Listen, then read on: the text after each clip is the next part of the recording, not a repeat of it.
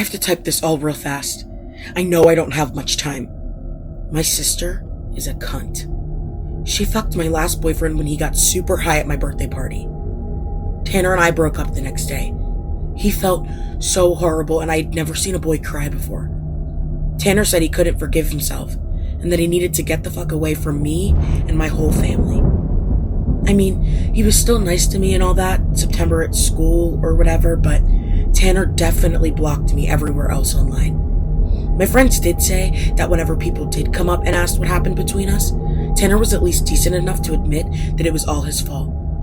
But my sister was sober. She knew exactly what she was doing that night. She was home from college, and she'd recently broken up with some guy, and she decided to steal Tanner to make herself feel better. I'm in fucking high school, okay? So I get drunk and pass out. Does that mean my feelings don't count?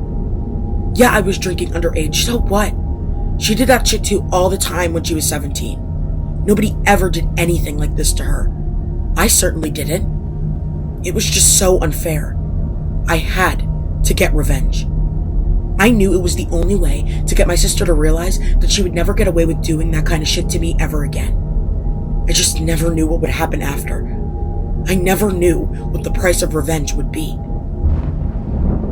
It was 4 months after my birthday, and my sister and I were both off for winter break. We didn't speak much, but we had to see each other every day. It was awkward, and Mom would walk around and try to pretend like nothing was happening. That's when I figured it out. When I saw my sister coming home late one night, I saw her making out with her new boy toy on her front porch. I knew right then, I'm gonna fuck his brains out. Thank God he was hotter than her last fuckboy. This new guy Jordy was tall and muscular and black. I'd never fucked a black guy before, and I was more than a little nervous about it, but I figured if my bitch of a sister can do it, then so can I. I also kind of low-key like the idea of pissing off my stepdad too. I mean, I wasn't gonna flat out tell him or anything, but my stepdad's super racist, and if he ever did find out, it would be hilarious hearing him whine about it. I stalked Jordy online for weeks. I never actually DM'd him or anything like that, but I totally scoped him out. Jordy got around. He was in school for music, but I think he really just wanted to smoke weed. All of his pics were of turntables and bongs, but he was also used to dating a lot of different girls. Every other pic, he was kissing or holding onto some thirst trap he thought. White or black or Asian, all different kinds. And then suddenly, there was my big sister twerking on him at some club while posing for a selfie. She was so proud of herself, bragging all about her new hot black boyfriend on all her reels. It was so cringe. And she was basically saying, "Look everyone, I'm so not racist. I take big black dick now." I was half tempted to just share the pics with my stepdad and be done with it. But that wouldn't really do anything. All that would do is make everything worse. Then she could just go online crying for clout, speaking on how strong and brave she was, about how she was fighting to crush the straight white male patriarchy. And besides, she wouldn't really care. No way she'd actually care if our racist stepdad tried to break her and Jordy up. Her crying would all just be performative. She'd go on Hinge or Bumble or whatever and get a new fuckboy, black or not. If I really wanted to get my sister back, I needed to make her jealous. I needed to show her I was just as hot as she was. She thought she could have whoever she wanted. Well, so could I. I remember the first time because I was so nervous. But I didn't let Jordy know. I had to make sure he knew I was interested the days leading up to it. Not just hints. Guys don't get hints. I knew I couldn't just stare at him for too long before I left the room with "come fuck me" eyes. I knew I had to be way more obvious. So, I flashed him a bunch of times when no one else was looking. He knew then. December 12th. Jordy came over to drop off my sister's Christmas present. I told him I'd help him wrap it if he came over after school. He said no at first, but then I told him I'd be home alone. He was there soon after I Snapchatted him. I opened the door and he was all over me. It really turned me on how bad Jordy wanted me. He was hot. He was rough. He was huge. But he was quick. Like it was all over in less than a couple of minutes. I couldn't really tell how I felt about it, but I also remember thinking that this was only the first time. I knew the real goal was to get caught. December 15th. I got Jordy the second time after he came over to hang out with my sister. They got high, she passed out, and Jordy fucked me on the couch right next to her. But my sister never woke up. Then Jordy ghosted me. No text, no Snapchat, nothing. And my sister was always over at his place after that. And I can remember thinking I had missed my chance to get revenge. December 21st. Jordy came over and Mom went to bed early. My sister got drunk.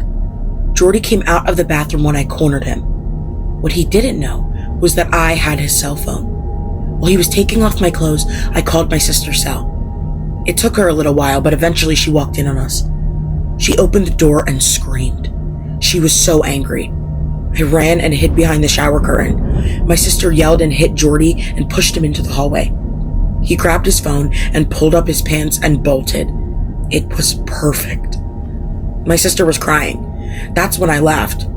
She turned and she saw me smirking. She went full on psycho bitch after that.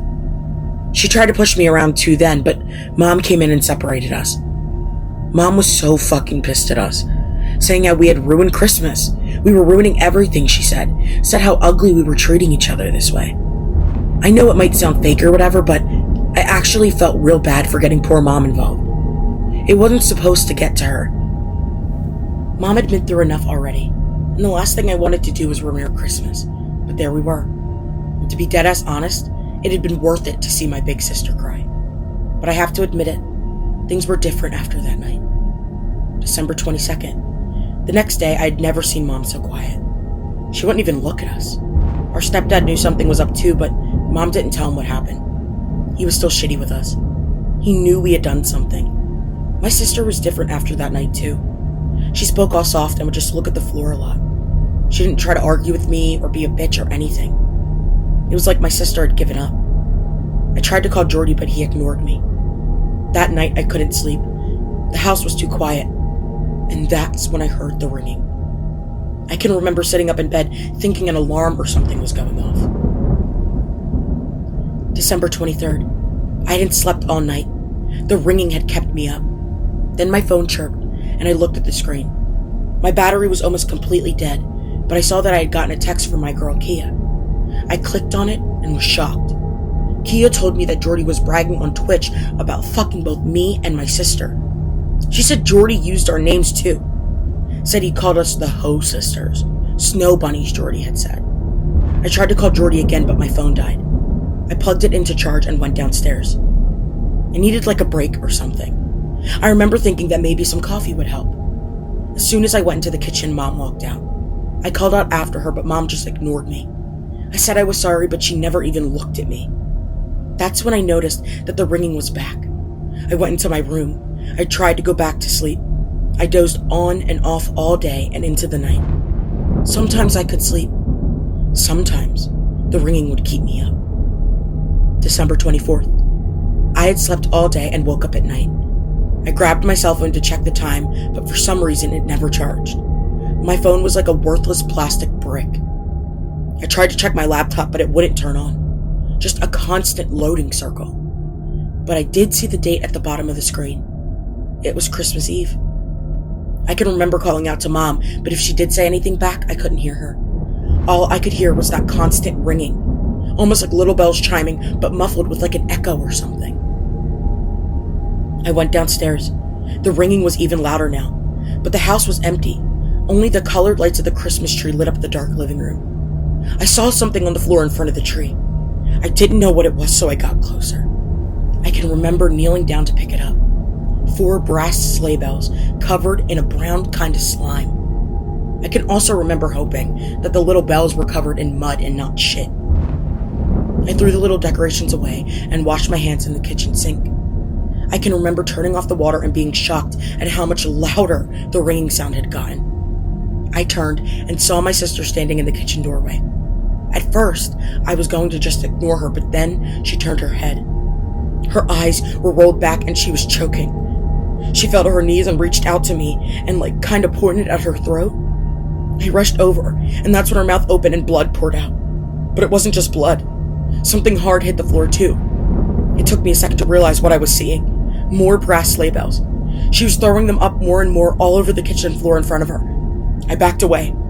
I can remember thinking to myself, how is this even possible? That's when I backed up into something. I jumped and saw Mom and my stepdad crawling on the kitchen floor behind me. Mom looked up at me and puked out more of the same blood and little sleigh bells that my sister had. My stepdad just fell flat on his face and into the puddle below him. He wasn't moving anymore. I was screaming, but all I could hear was the ringing louder and louder.